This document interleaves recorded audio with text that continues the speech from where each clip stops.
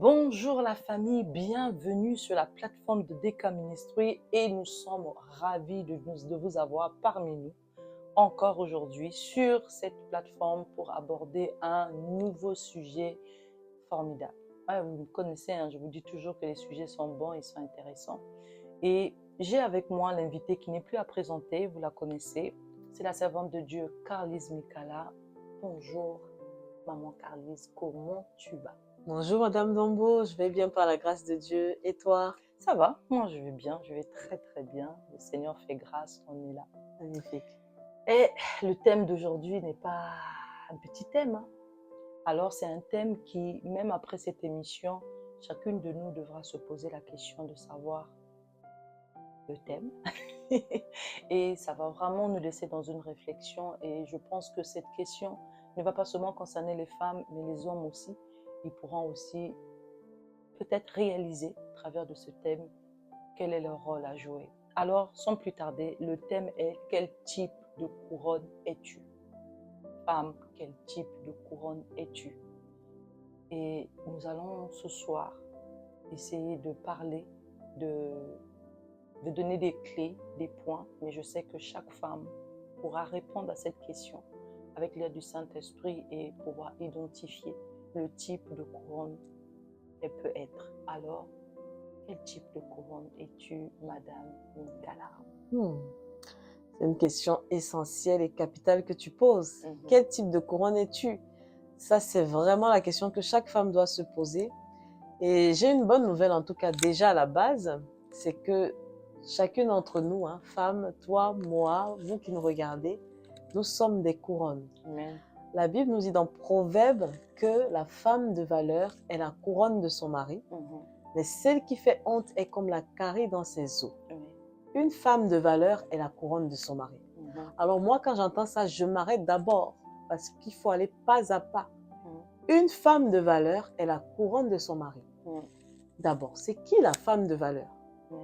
Ça nous ramène à la femme de Proverbe 31 qu'on connaît si bien, qui est la femme de valeur par excellence définie dans la Bible.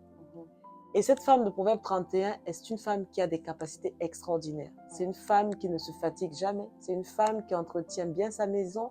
C'est une femme qui a des servantes et qui gère bien la répartition des tâches. C'est une femme qui est remplie de sagesse. C'est une femme qui entreprend dans plusieurs secteurs. Elle est dans la couture, elle est dans l'entretien des champs, elle est dans pas mal de domaines. Et c'est une femme dont on nous dit que le cœur de son mari est vraiment dans la confiance. Elle ne gaspille pas son argent, mais au contraire, elle lui produit des richesses. Mais il y a une chose, moi, qui m'a marquée dans ce passage de Proverbe 31, c'est qu'on nous dit que sa maison est recouverte de cramoisis, elle ne craint pas l'hiver pour sa maison. On pourrait penser que cramoisi renvoie à quelque chose de chaud, à un tissu vraiment qui protège du froid, mais il n'en est rien. Cramoisi, c'est juste une couleur. Et ça me renvoie dans le livre de Josué, là où les espions sont allés trouver Rahab, la prostituée à Jéricho. En fait, ils allaient espionner Jéricho. Et alors qu'ils étaient recherchés, ils se sont cachés chez Rahab. Et en retour et en échange de sa bienveillance, ils lui ont promis qu'alors qu'ils allaient revenir détruire la ville, ils n'allaient pas toucher Rahab. Et le signe distinctif qu'ils ont demandé à Rahab d'accrocher sur sa fenêtre, c'était un fil cramoisi. Ça me renvoie encore dans l'Ancien Testament, lorsque le peuple d'Israël s'apprêtait à quitter l'Égypte, le Seigneur a demandé qu'ils mettent du sang sur le linteau de leur porte, de telle sorte que lorsque l'ange de la mort allait passer pour tuer tous les premiers-nés, qu'il ne tue que les premiers-nés d'Égypte et pas les premiers-nés qui allaient justement être dans les maisons marquées par ce sang. Donc le cramoisi renvoie à la présence de Dieu, c'est un signe distinctif de la présence de Dieu. Une maison couverte de cramoisi, c'est une maison dans laquelle la présence de Dieu est abondante et règne. Donc le secret de la femme de valeur, ce n'est pas seulement qu'elle a des capacités extraordinaires, elle n'est pas née avec ça, mais c'est que la source de son potentiel est en Dieu. Donc j'ai une bonne nouvelle, c'est que si Dieu est la source de ton potentiel, tu seras comme cette femme. Donc la femme de valeur est la couronne de son mari. Donc tu es la couronne de ton mari. Intéressons-nous maintenant à la couronne, vu que c'est pour ça qu'on est là. Exact. Qu'est-ce que c'est que la couronne? Alors là aussi, ça me renvoie à une histoire qu'on connaît, c'est que chaque année, dans le monde, comme nous sommes en France actuellement, ça se prépare d'ailleurs, 30 finalistes vont concourir pour obtenir une couronne. Donc 30 jeunes filles vont s'imposer toutes sortes de privations, vont faire des régimes, vont faire des défilés, vont travailler la culture générale, vont travailler la façon de se conduire, de se tenir pour espérer remporter une couronne. Et pourquoi se donner tant de mal pour cette couronne?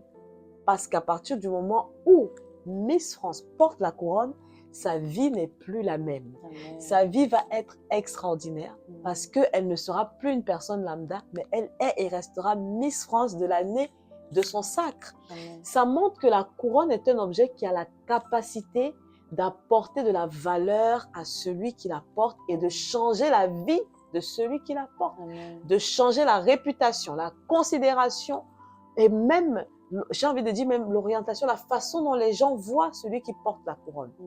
Lorsqu'un roi est consacré roi et qu'on pose la couronne sur sa tête, il pouvait être une personne A à l'instant T-1, mais il sera une personne B à l'instant T+1 parce que sa vie a changé. C'est pour dire qu'alors qu'une femme de valeur entre dans la vie d'un homme et que cet homme la pose justement comme une couronne sur sa tête, la vie de cet homme, le statut de cet homme, la considération de cet homme va changer. Donc, lorsque tu es une femme de valeur, lorsque tu as une couronne de valeur, l'impact que ton mari va avoir dans la société va changer.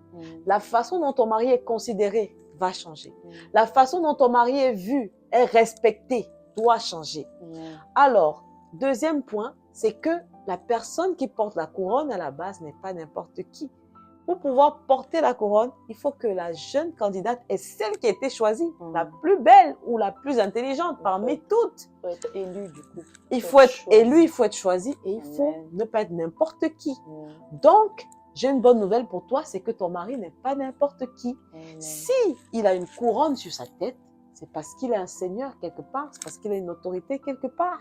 Mais une autorité qui n'est peut-être pas reconnue parce que lorsque le roi n'a pas sa couronne, bon, à moins que tu ne sois quelqu'un qui le connaît vraiment, c'est impossible pour toi de savoir qu'il est roi. Donc, tu peux être la reine d'Angleterre. En Angleterre, tu es bien connue. Mais si tu arrives dans un coin reculé en Afrique, il est probable que si tu n'as pas la couronne sur ta tête, plusieurs ne te reconnaissent pas. Donc, le fait de porter la couronne indique à tout le monde que tu es une autorité. Donc, vous voyez l'importance de la femme de valeur dans la vie de son mari. C'est qu'elle sert à rehausser, à faire rayonner, à faire exploser le potentiel de son mari aux yeux de tous. Et lorsqu'on parle pour revenir à la femme de valeur, on dit souvent que il n'y a pas de gloire en fait à être une femme de valeur. Beaucoup de jeunes filles me disent, mais maman Carlise, ça me sert à quoi de faire tout ce que je fais si au final, moi dans tout ça, je ne suis pas vue, je n'y gagne rien, je ne fais que pour mon mari, pour mes enfants. J'ai une bonne nouvelle, c'est qu'on nous dit que aux portes de la ville, les œuvres de la femme de Proverbe 31 la louent. Et c'est quoi les portes de la ville? C'est l'endroit stratégique de chaque ville où se prenaient les grandes décisions, où on parlait des grands événements de la ville, où on siégeait sur les sujets les plus importants. Et j'ai envie de dire à une femme que si ton témoignage arrive jusqu'aux portes de ta ville, c'est parce qu'on ne te connaît pas seulement derrière les 4 murs de ta maison, mais c'est que tu fais partie maintenant des personnalités importantes, des personnalités qui ont été remarquées dans la ville au point où on parle de toi aux portes de la ville. Donc, si tu es une femme de valeur, même dans le secret de ta maison, tôt ou tard, ton témoignage va dépasser les frontières de ta maison. Tu vas pouvoir rayonner, tu vas pouvoir impacter l'humanité tout entière. Oui, parce que on ne place pas une lampe sous le boisseau, mais on la met sur le chandelier pour qu'elle brille. Et c'est ce que le Seigneur nous appelle à faire, à briller, afin de pouvoir éclairer plusieurs. Amen, amen, amen, amen. Justement. Il y a combien on réalise alors dans ce que tu es en train de dire qu'il n'y a pas qu'un type de couronne. Exactement. Donc, on peut se retrouver à avoir plusieurs types de couronnes. Exactement. Et chaque femme devrait s'identifier pour pouvoir savoir quel type de couronne elle est. Exactement. Parce qu'il n'y a pas que des couronnes de valeur, on en parlait la dernière fois. Il n'y a pas que des couronnes de valeur, mais il y a aussi d'autres types de couronnes. Oui. Voilà, est-ce que tu peux... On a aussi des couronnes d'épines. Des couronnes d'épines, parce que tu peux aussi être cette femme qui est une couronne d'épines pour son mari. Jésus-Christ, lorsqu'on lui a posé la couronne d'épines sur la tête, le sang a coulé. Et lorsque ces épines rentrent dans ta tête, ça te donne, ça t'emmène dans une agonie, dans une souffrance. Et il y a des femmes qui sont pour leur mari des couronnes d'épines, des femmes qui font mal à la tête, des femmes qui ôtent la paix, des femmes qui emmènent le trouble. Le mari n'a même pas envie de rentrer à la maison parce qu'il sait que dès qu'il va franchir le seuil de la porte, c'est le bruit, les disputes. Des femmes qui créent des femmes qui volent, qui, au lieu de propulser le mari vers l'avant, mais rentrent dans des magouilles où le mari passe toute sa vie à payer ses dettes. Des femmes vraiment qui ôtent la paix dans le cœur de l'homme, mais en gros qui les tuent, qui les remplissent de tristesse, qui font couler le sang dans leur cœur. Alors que tout à l'heure, Carlise a dit que la femme du Proverbe 31, sa maison était remplie de cramoisis. Pas le sang de la douleur, pas le sang de la peine, mais le sang de Jésus, le sang de la paix, le sang de la présence de Dieu. Donc, il y a aussi des femmes qui sont des couronnes d'épines. Mais il y a aussi des femmes qui sont des couronnes de valeur, mais entachées, remplies de boue, de saleté. Au point où la saleté ou les taches enlèvent l'éclat, ôtent l'éclat de cette couronne. Et cette saleté peut être les blessures du passé, les trahisons, tout ce qu'on a pu vivre dans son enfance, dans son parcours, qui a changé notre façon de voir, qui nous a transformés, qui nous a vraiment enlevé cette valeur, qui a créé des traumatismes en nous. Et aujourd'hui, j'ai aussi réalisé qu'au niveau des couronnes, lorsque tu es en train de parler de la femme du Proverbe 31, la Bible nous dit dans le Proverbe 31 que la lampe de la maison de la femme du Proverbe 31 ne s'éteint point. Elle est toujours allumée. Tu peux être cette couronne qui apporte toujours l'intercession dans sa maison. La présence du Seigneur qui est constamment connectée, toujours en prière avec le Saint-Esprit. Et cette femme aussi, comme tu as su le dire, louée aux portes, mais qui donne de la valeur. La Bible dit que son mari est respecté. Et son mari se dit bienheureuse. Et son mari lui fait des éloges en disant que il y a des femmes, mais toi, tu les surpasses. Soit cette couronne étincelante. Chaque couronne étincelante est passée par le feu. Il n'y a aucune couronne qui a brillé, qui n'est pas passée par un processus. Toutes les couronnes qui brillent, qui sont de gloire, qui ont de la valeur, sont passées par un processus de feu et de travail. Et vraiment, je me dis que nous les femmes, nous devons prendre conscience de cela. Nous devons identifier quel type de couronne on est. Parce qu'effectivement, lorsque tu as parlé des couronnes, la couronne qu'on met sur la tête de Miss France n'a pas le même rôle que la couronne qu'un roi porte. Exactement. Tu vois bien que chaque couronne a son rôle. Exactement. La couronne qu'on peut mettre sur la tête des enfants, parfois quand on les emmène à Burger King, il y a un système de couronne en carton. Tu vois, tu peux même être une couronne en carton. Donc chacune de nous, je pense, devrait, par la grâce de Dieu, demander à Dieu quel est le rôle que je dois jouer en tant que couronne. Quel type de couronne je vais être dans la vie de cet homme pour que je l'emmène à porter le rôle, le titre et la responsabilité qu'il doit porter. Parce que celle de Miss France, elle a cette couronne pour porter la responsabilité de Miss France. Celui du roi a la couronne qui porte la responsabilité du titre qu'il est censé porter. Celui, je pense aussi, la couronne d'épines, il aura aussi le rabais, le manque de respect que cette couronne va lui apporter. Personne ne va le respecter. Et la majorité des hommes qui ont des femmes caries dans les dents, comme a dit la Bible, mais ce sont des hommes qui ne sont pas respectés. Exactement. Aussi bons qu'ils puissent être. Exactement. Mais à cause du comportement de leurs femmes, à cause du fait qu'ils ont sur leur tête une couronne d'épines, ils ne sont pas respectés. Exactement.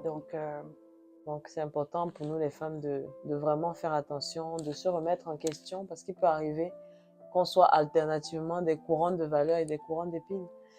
Mais j'aime ce que tu as dit, parce que tu as dit que une couronne de valeur pouvait se retrouver avec une tache, et c'est vrai.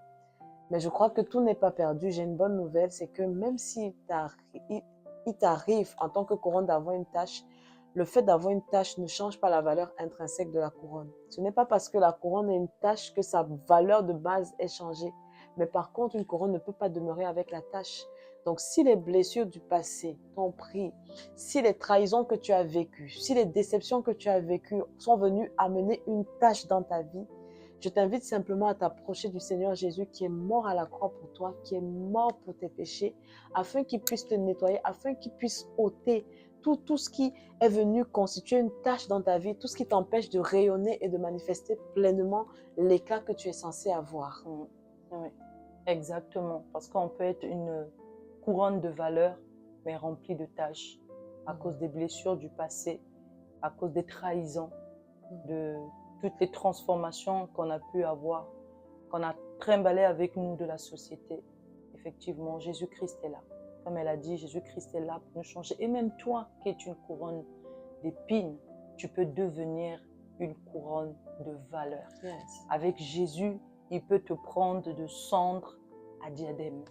Il peut te prendre de boue et faire de zéro, faire de toi un héros. Donc, avec Jésus-Christ, on peut passer de couronne d'épines à couronne de valeur, redonner de la valeur à son mari, redonner de la valeur à celui qui la porte. Et sachez-le bien, que deux valent mieux qu'un. Et on l'a su le dire, celui qui porte la couronne est déjà quelqu'un qui a de la valeur. Et déjà quelqu'un qui a cette puissance, cette autorité. Et la couronne vient l'élever encore. Alors nous devons savoir que ce mélange, cette fusion apporte quelque chose d'explosif, apporte quelque chose de fort. Femme, sache valoriser ton homme. Et homme, si le Seigneur t'a donné une femme, il t'a fait un don, un cadeau. Et tu dois aimer cette femme comme Christ a aimé l'Église. Yes. Tu dois entretenir cette couronne. Tu dois la chérir, tu dois l'aimer. Tu dois venir l'arroser par l'eau de ta parole.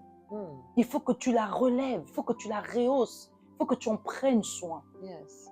Pour que cette couronne puisse continuer à briller, pour que cette couronne puisse continuer à apporter la valeur qu'il faut que tu joues ton rôle. Et dans le livre de Proverbes 31, la Bible nous dit que la lampe de la femme de Proverbe 31 de sa maison est toujours allumée.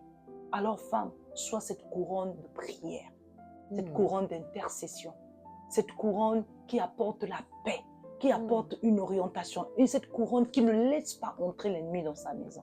Yes. Sois cette couronne. Là, je pense à Abigail, sois cette couronne.